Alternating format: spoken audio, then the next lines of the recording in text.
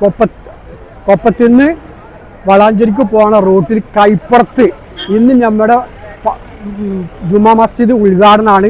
തങ്ങൾ ഇപ്പോൾ വരും. അപ്പം നമ്മൾ തങ്ങളെ കാത്തിരിക്കുകയാണ് കേട്ടോ.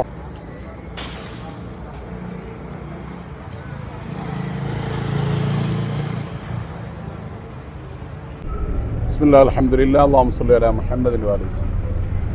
ബഹുമാനികളെ, നമ്മുടെ ചിരകാലാഭിലാഷമായിരുന്ന അൽഹംദുലില്ലാ നമ്മുടെ നാടിൻ്റെ ഏറ്റവും വലിയ സ്വപ്ന പദ്ധതിയായ നമ്മുടെ പള്ളിയുടെ ഉദ്ഘാടന കർമ്മത്തിന് ഏതാനും നിമിഷങ്ങളാണ് ബാക്കിയുള്ളത്.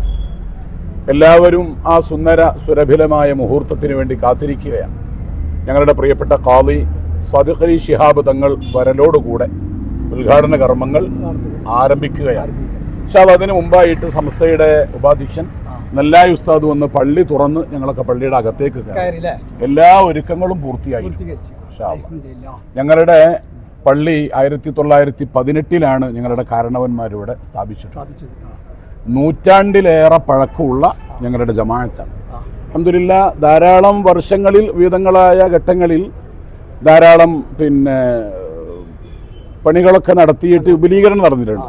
പക്ഷേ പൂർണ്ണമായ അർത്ഥത്തിലുള്ള നവീകരണം, പഴയ പള്ളി മുഴുവനും പൊളിച്ച് പരിപൂർണമായ ഒരു നവീകരണം അൽഹംദുലില്ലാ 2023 കുറ്റിയടിച്ച് ഈ സമയത്ത് അൽഹംദുലില്ലാ പൂർത്തിയായി. അൽഹംദുലില്ലാ ഏകദേശം ഒരു 20,000 സ്ക്വയർ ഫീറ്റാണ് ഞങ്ങളുടെ പള്ളികൾ.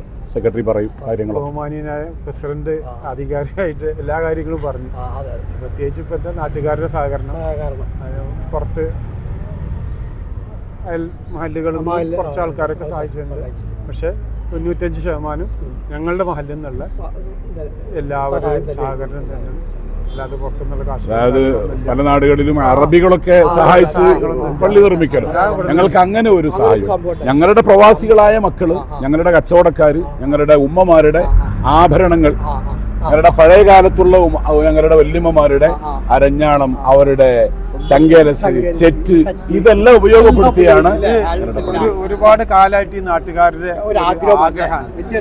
അതാണ് ഈ കാണുന്നതൊക്കെ. നമ്മുടെ ഈ കൊപ്പം വളാഞ്ചേരി റോട്ടിൽ യാത്രക്കാരൊക്കെ ആശ്രയിക്കുന്ന ഒരു പള്ളി കൂടെയാണ്. അപ്പൊ വേണ്ട എല്ലാ സൗകര്യങ്ങളും യാത്രക്കാർക്ക് നിസ്കരിക്കാൻ ഏതു സമയത്തും 24 മണിക്കൂറും യാത്രക്കാർക്ക് നിസ്കരിക്കാൻ ഒരു പ്രത്യേക ഹാള് തന്നെ തയ്യാറാക്കിയിട്ടുണ്ട്. സന്തോഷം.